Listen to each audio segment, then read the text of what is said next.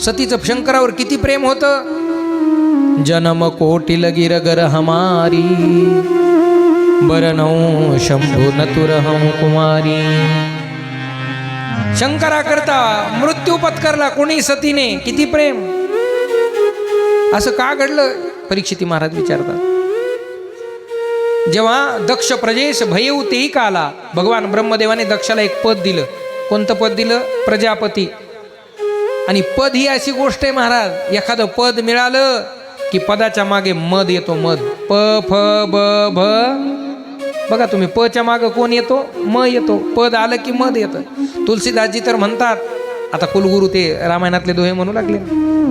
रामायणातच Doha आहे, नाही को अस जन्मा जगमाही, प्रभुता पाही ताही मद नाही. जगाच्या पाठीवर असा एकही माणूस जन्माला आला नाही, त्याला मोठेपणा दिला की अहंकार येत नाही. वा महाराज, तुम्ही फार गोड कथा म्हटलं की याची कॉलर टाईट.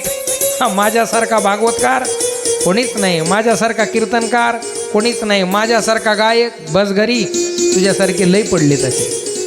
कारण का? मोठेपणा दिला की अहंकार येतो. आणि नवल अहंकाराचे तू तर अगोदर येतो महाराज. पद दिलं प्रजापतीला, अहंकार आला दक्षाला. त्यानं सगळ्यांना बोलवलं पण जावयाला बोलवलं नाही. कोणाला? शंकराला. शंकराला का बोलवलं नाही? त्याचंही कारण आहे. सगळ्यांना सांगितलं चला सगळ्यांनी माझ्या पदग्रहण सोहळ्याकरता यायचं आहे, पण कुठून या? कैलासावरून या. कैलासावर माझा जावई आहे, त्याला कळू द्या. सगळ्यांना बोलवलंय पण जावयाला बोलवलं नाही.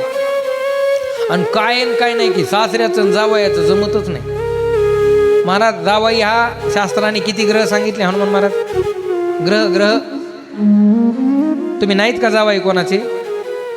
आहेत ना, आता समोरच आहेत ना ताईसाहेब. शास्त्राने 9 ग्रह सांगितले. किती? 9. पण 10वा एक ग्रह आहे. कोणता? जामाता दशमो ग्रह. हा जावाई नावाचा ग्रह सासऱ्याला सारखा ग्रासून टाकतो म्हणजे. तसं यांनी सांगितलं सगळ्यांनी या पण माझ्या जावायला कळू द्या. सगळ्यांना बोलवलं पण कोणाला बोलवलं नाही? शंकराला. सगळे आकाशमार्गाने जाऊ लागले. इंद्र, चंद्र, वरुण, कुबेर, यम सगळे देवता जाऊ लागले. शंकर समाधीस्थ होते. 20 संवत सहस्त्र 87,000 वर्षाची समाधी शंकराला लागलेली होती. तिथून विमान जात होते. विमानाचा आवाज आला. सती उठली. पाहते कुठे जात आहेत. शंकराला उठवलं. उठा मालक, हे कुठे जात आहेत सांगा. शंकर म्हणले जाऊ दे ना, आपल्याला तिकडे जायचंच नाही तर कशाला? ज्या गावला जायचंच नाही त्या गावचा रस्ता कशाला विचारायचा आहे? नाही म्हणले सांगा ना मालक. शंकर त्रिकालदर्शी होते. शंकरांना सांगितलं हे सगळे तुझ्या बापाकडे जातात. बापाकडं? म्हणले का? तुझ्या बापाकडे एक यज्ञ आहे, त्या यज्ञात हे सगळे जातात. मग महाराज सगळे जातात तर आपल्याला जायचं नाही का? म्हणले नाही जायचं. का? कारण आपल्याला बोलवलं नाही. काही ठिकाणं असे जिथं बोलावलं तरी जाऊ नये, काही ठिकाणं असे बोलावलं तरच जावं, आणि काही ठिकाणं असे तिथं न बोलावता जावं. प्रमाण आपल्याला पहाटे वेळ आपला संपत आलेला आहे. म्हणले का जायचं नाही? एकदा दक्षाकडे आम्ही सगळे गेलो होतो. दक्ष त्या सभेत आला. सगळे उठून उभे राहिले. मी मात्र भजनात व्यस्त होतो, उठून उभं राहिलो नाही. तुझ्या बापाला माझा राग आला म्हणून त्यानं आपल्याला बोलवलं नाही. म्हणून सती आपल्याला जायचं नाही. काही ठिकाणी बोलावलं तरच जावं, वैयक्तिक कार्यक्रमात बोलावलं तर जावं. काही ठिकाणी बोलावलं तरी जाऊ नये. जिथे वाईट दुष्कर्म केलं जातं, मदिरापान केलं जातं, जुगार खेळला जातो, तिथं बोलवलं तरी जाऊ नये. अशी सतकथा, कीर्तन, भजन असेल, हरिबाबा महाराजांच्या पुण्यतिथीचा उत्सव असेल तर तिथं बोलवण्याची वाट पाहू नये. तुका म्हणे जवळी न पाचारिता जावे, संत चरणी भावे रिघावया. सती आपल्याला बोलवलं नाही, जायचं नाही. अहो मालक, एखादं तरी ठिकाण असेल ना न बोलावता जाण्याचं. मग पुन्हा भगवान शंकर बोलतात, यद्यपि गुरु मातु पितु गेहा, जाईये बिनु बोलेऊन संदेहा. मित्राच्या घरी मित्राला बोलवण्याची गरज नाही. गुरुच्या घरी शिष्याला बोलवण्याची गरज नाही. मालकाच्या घरी नोकराला बोलवण्याची गरज नाही. आणि मायबापाच्या घरी लेकराला. मग तेच तर म्हणाली ना मी 4 वाजल्यापासून जाऊ द्या ना मला. शंकर म्हणले सती नको जाऊ. तिथे आपल्याला बोलवलं नाही, तिथं आपला सन्मान नाही. कारण जिस घर पर आदर मान नहीं, उस घर पर जाना ना चाहिए. चाहे कितना प्यारा हो लड़का, उसे सर पे बिठाना ना चाहिए. चाहे कितनी प्यारी हो कन्या, उसे घर घर घुमाना ना चाहिए। जिस घर पर आदर मान नहीं, उस घर पर जाना ना चाहिए। चाहे कितना दुश्मन हो भैया, पर भेद छुपाना ना चाहिए। जिस घर पर आदर मान नहीं, उस घर पर जाना। जाऊ द्या ना मग मालक। शंकर म्हणतात सती ऐकणार नाही, सती निघाली। शंकरानं 2 गण पाठवले, सती त्या यज्ञ मंडपाच्या जवळ आली। सतीच्या काही बहिणी आल्या, त्यांनी पाहिलं सती न बोलावता आलीये। आल्यान टोचून बोलू लागले, अगं ए आलीस का? तुला काय बोलवलं होतं का? न बोलावताच आलीस, निघालीस वर तोंड करून। असंही सख्या बहिणी बोलू लागली। हिला वाईट वाटलं, माझे मालक सांगू लागले जाऊ नको, कारण जगाचा नियम आहे सुख के सब साथी दुःख में न कोई। आपल्या दुःखाच्या वेळेत प्रतिकूल काळात आपल्यापासून दूर जात असतात। बहिणी टोचून बोलू लागल्या। पहिली आली म्हणू लागली, आलीस तर आलीस बिना निमंत्रणाचा आलीस। दुसरी आली म्हणली, बघा आलीस तर आलीस, त्या मालकाला काही शिकवलंस का? घर वगैरे 1 BHK 2 BHK बांधायचं का तसाच राहतो मसन वाट्यात, आहे ना? आताची भाषाच बोलावं लागेल। तिसरी आली म्हणली, अगं त्या मालकाला काही कपडे वगैरे नेसायचं शिकवलंस का? टी-शर्ट जीन्स पॅन्ट असं काही शिकवलंस का तसाच राहतो नंगम नंगा? कारण शंकर कसे आहेत? चौथी आली म्हणली, अगं त्याला काही पावडर वगैरे लावायचं शिकवलंस का? तेच लावतो आणखी नाही काय? गजे चर्म व्याग्राम बर आणि कंठी शोभे वासुकी हार आणि विभूतीत लावतो का? म्हणले मसन वाट्यातली राख लावतो का काय? वाईट वाटलं सतीला, परत निघाली सती। आता ऐका बरं, सती परत निघाली। सगळे लोक टोचून बोलतात म्हणून, जवळचे लोक टोचून बोलतात। सती परत निघाली, पण एका व्यक्तीनं सतीचं त्या ठिकाणी स्वागत केलं। एक व्यक्ती आली, बाळ बाळ थांब, अगं कुठं जातेस तू? कुठं जातेस? जाऊ नकोस। हाताला धरलं, बरं वाटलं सतीला। सगळेच लोक तिरस्कार करतात, पण एका व्यक्तीने स्वागत केलं। कोणती व्यक्ती असेल? कोण असेल? सगळ्यांनी तिरस्कार केला, पण एका व्यक्तीनं स्वागत केलं। त्या व्यक्तीचं नाव आहे आई। सगळ्या जग जरी तिरस्कार करत असलं ना, तरी आपल्यावरती शेवटच्या श्वासापर्यंत प्रेम करते त्या व्यक्तीचं नाव आहे आई। म्हणून सती माहेरात गेली, माहेरात स्वागत केलं प्रसूतीने, आनंद वाटला। संपली माझी कथा। एक प्रश्न आमच्या माता माऊल्यांना आहे माझा। माऊल्यांनो, तुम्हाला माहेरात जावं वाटतं का? माहेरात जावं वाटतं का? नक्की जावं वाटतं। माहेर म्हटलं की माहेर डोळ्यासमोर आलं। आई काय करत असेल, दादा काय करत असेल, बाबा काय करत असतील। माहेरात आमच्या माता माऊल्यांना जावं वाटतं, पण कुठपर्यंत जावं वाटतं? जोपर्यंत माहेरातली आई माय शिल्लक आहे तोपर्यंत जावं वाटतं। आमच्या मुलीला माहेरात जाण्याचा आनंद तिथपर्यंत आहे जोपर्यंत माहेरातली माय शिल्लक आहे। ज्या दिवशी माहेरातली माय गेली, त्या दिवशी माहेरातलं प्रेम संपलं। त्या दिवशी माहेरातला प्रेमाचा सागर आटला, माहेरात जाण्याचा आनंद संपला। 80 वर्षाची म्हातारी माय असू द्या, 80 वर्षाची म्हातारी माय, आणि 80 वर्षाच्या म्हाताऱ्या माईची 60 वर्षाची पोरगी असू द्या। 60 वर्षाची पोरगी जरी माहेरात आली, तरी 80 वर्षाची म्हातारी माय दारावरती बाज असते, बाजावर पडलेली असते, उशाला मळालेली उशी असते, डोळ्याला लावलेला चष्मा असतो, त्याची एक दांडी तुटलेली असते, त्या दांडीला दोरी बांधलेली असते, हातामध्ये काठी असते, म्हातारी माय त्या बाजेवर पडलेली असते। 80 वर्षाच्या म्हाताऱ्या माईला जेव्हा कळतं 60 वर्षाची माझी ठकू आलीये कळाल्याबरोबर 80 वर्षाची म्हातारी माय थरथर त्या हाताने उठते। डोळ्याने व्यवस्थित दिसत नाही, पायाने चालता येत नाही, हातपाय थरथर करतात।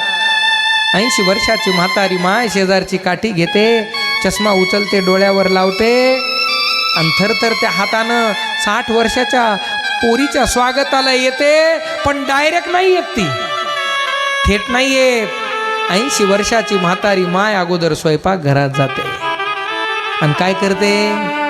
स्वयंपाक घरात जाऊन एका हातात दुरडीतला भाकरीचा चतकोर तुकडा घेते, एका हातात पाण्याचा तांब्या घेते, आणि 80 वर्षाची म्हातारी माय थरथर त्या पायाने 60 वर्षाच्या पोरीच्या जवळ येते, तिच्या अंगावरून भाकरीचा कुटका वळून टाकते, तिच्या पायावर पाणी टाकते, तिच्या तोंडावरून हात फिरवते, हात थरथर करतात, शेजारी तिला बसवते, कडकडून मिठी मारते, आणि तिला विचारते, बाई बरं आहे ना तुझं? तुझे लेकरं बाळ चांगले आहेत ना? तुझ्या सुना चांगल्यात ना?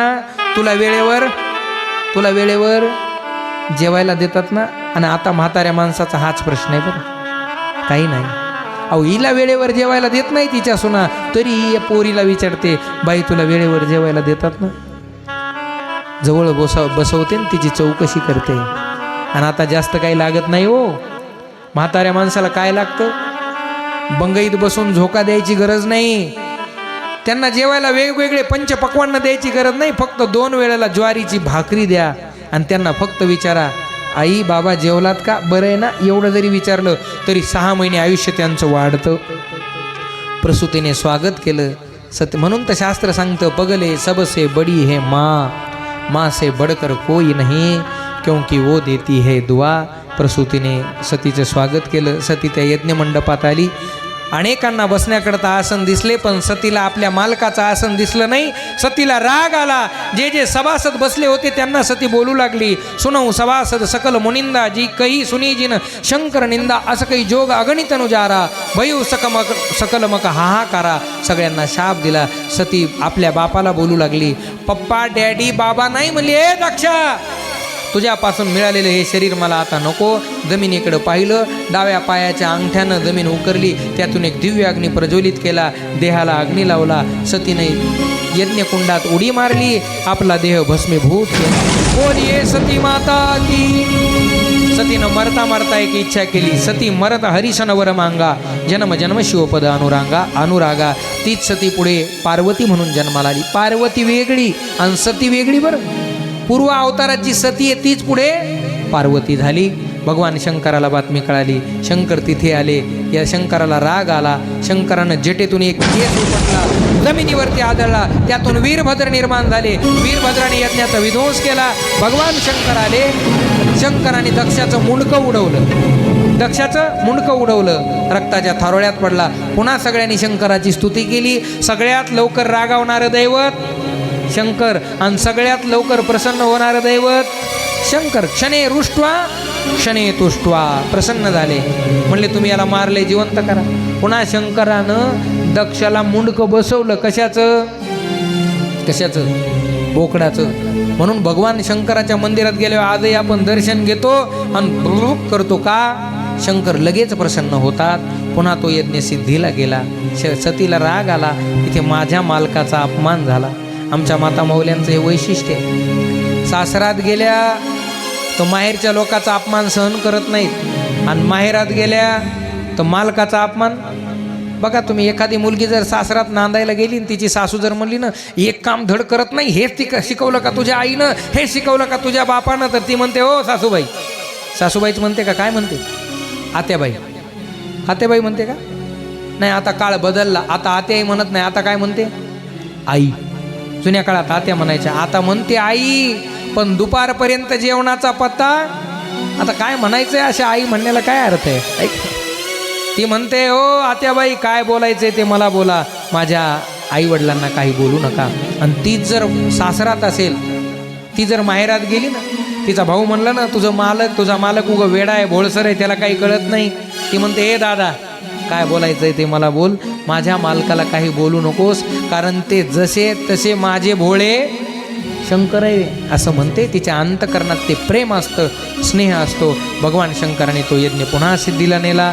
अशा प्रकारे दिव्य सती भगवती मातेचं चरित्र आपण ऐकलं. प्रसूती मातेचं चरित्र ऐकलं. महाराज कृपा करून त्या 3ही कन्यांचं चरित्र तुम्ही आम्हाला सांगितलं, पण प्रियव्रत आणि उत्तानपाद या दोघांचं चरित्र सांगा. महाराज म्हणले ते उद्याच्या कथेमध्ये सांगूयात. आज याच ठिकाणी वाणीला विराम आहे. उद्या प्रियव्रत महाराज, उत्तानपाद महाराजांचं चरित्र आहे, ध्रुवजींचं चरित्र आहे, प्रल्हादजींचं चरित्र आहे. आणि उद्याच्या कथेमध्ये आपल्याला कृष्ण कन्हैयाचा जन्मोत्सव साजरा करायचा आहे. आज एकादशीचा पवित्र दिवस आहे. अनेक दिव्य भक्तांच्या, साधूच्या, भीष्माचार्यांसारख्या महात्म्यांच्या कथा आपण श्रवण केल्या. उद्याच्या कथेमध्ये आपण कृष्ण कन्हैयाचा पवित्र जन्मोत्सव साजरा करणार आहोत. म्हणून उद्या येत असताना सर्वांनी उद्या द्वादशी सुंठवड्याचा प्रसाद घेऊन यायचा आहे. दिव्य कृष्ण कन्हैयाच्या जन्मोत्सवाची तयारी करा अशी सर्वांना विनंती आहे. आज याच ठिकाणी वाणीला विराम आहे. वैकुंठवासी गुरुनाम गुरु स्वानंद सुखनिवासी श्री हरिबाबा महाराज ठाकूरबुवा लोहगावकर यांच्या पुण्य उत्सवाच्या निमित्ताने ही सेवा आपल्याला करण्याचा सुंदर सुयोग आपल्या जीवनामध्ये प्राप्त होतोय. आदरणीय डॉक्टर आमचे हनुमान महाराज यांनी आग्रह केला आणि या सेवेचा सुंदर सुयोग आला. आजची सेवा उपस्थित सर्व माता भगिनींच्या पुरुष मंडळ बहुसंख्य संख्येनं पुरुष मंडळी उपस्थित आहेत बरं. नाही तर बऱ्याचदा आमच्या नशिबाला असंच येतं मग एकही पुरुष मंडळ कथेला नसतात. पण आपण एकदा पुरुष मंडळी करता सर्वांनी टाळ्या वाजवल्या पाहिजे बरं. माता भगिनींची संख्या भरपूरच आहे, त्याचा मला आनंदच आहे. पण पुरुष मंडळीसुद्धा या ठिकाणी भरपूर संख्येने आहेत, म्हणून त्यांनाही धन्यवाद. आमच्या कथेचे सर्व साथीदार गुणीजन मंडळी त्यांनाही धन्यवाद. सुंदर अशा प्रकारचं श्री विठ्ठल कृपा यूट्यूब चॅनल, या चॅनलवरती आपल्याला हा उत्सव पुन्हा कथा ऐकायला मिळणार आहे. आमच्या विनायक महाराज त्यांनाही धन्यवाद. सर्व परिसरातील वारकरी टाळकरी या आपल्या सर्वांचे आदरणीय स्थान आहे, सर्वांना धन्यवाद. वाणीला याच ठिकाणी विराम. आरतीचे यजमान आरती करता तयार राहील.